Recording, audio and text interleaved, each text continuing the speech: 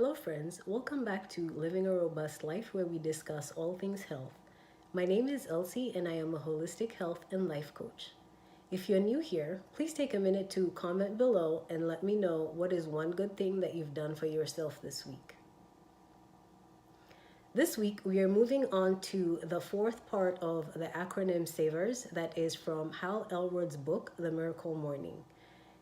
The first three parts of the acronym are silence, affirmation, and visualization.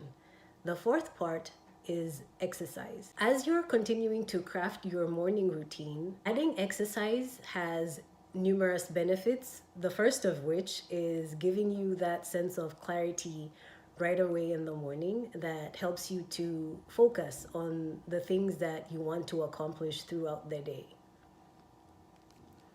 The first thing that you should consider as you add exercise into your morning routine is, what is your goal? Whatever your goal is, exercise is always going to be beneficial. So take a minute to just consider what it is that your end game is going to be for the form of exercise that you choose. That will also help you to determine how long you want to pursue this form of exercise. The recommended amount of time is 30 minutes to an hour, but if you are just beginning to exercise after being sedentary for quite a while, 30 minutes may be a challenging goal. Not to say that you couldn't get to it, but you might want to start a little smaller and then build up to the 30 minutes and then to the hour. Also, depending on the amount of time that you have in the morning, you might want to either switch your schedule around so that you can allocate the appropriate amount of time, or you might want to just schedule as much time as you can. So for example, if you only have 45 minutes before you get out of the house in the morning, then a 30-minute workout routine may be pushing it. You might want to do something as short as 15 minutes so that you can fit in all the other things that you may need to do to get out of the house at the time that you need to get out of the house. The next thing that you need to consider is, what type of exercise should you perform? And I've heard it said that the best exercise is the exercise that you will do.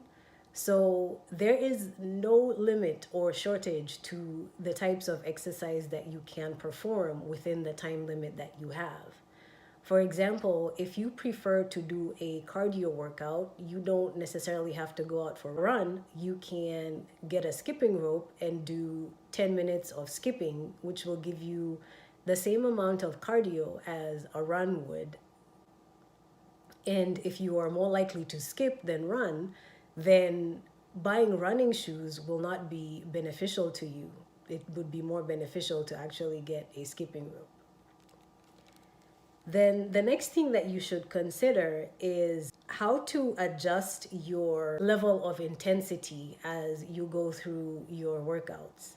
When you start out, especially again if you've been sedentary for a while, it is more beneficial to you to start out at a lower intensity and then build upon it as your body gets stronger, because in that way then you prevent injury and you also prevent yourself from giving up too quickly.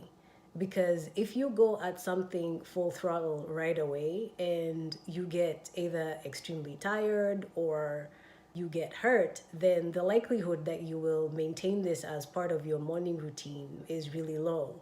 But if you start at a pace that is manageable to you and then continue to build upon it, the stronger you get, then the higher the likelihood that this will continue to be a part of your morning routine. As you continue to evaluate just how well your exercise is fitting into your morning routine, then you can continue to adjust your nighttime routine so that you can increase the amount of time that you have in the morning to actually do more for your exercise. Alternatively, you can begin with a short routine in the morning and then add on to it later on in the day. So for example, if you know that you have a half hour for lunch You can take the first 20 minutes of your lunch to eat and just relax, and then the last 10 minutes to go for a walk. If you had only done 10 minutes at the beginning of your day, then by the time your day is ending, you will have done full 20 minutes without having to stretch yourself too much. As always, I encourage you to try this out and add it to your morning routine and see just how well you're able to fit it in. Once that has happened and you have a level of consistency that is manageable, then you can experiment with the different types of exercises. But again, aim to start with the one that you will do. Remember, your health is important, your life is important. Go ahead and do one small thing every day to make it better. Love and light, Elsie.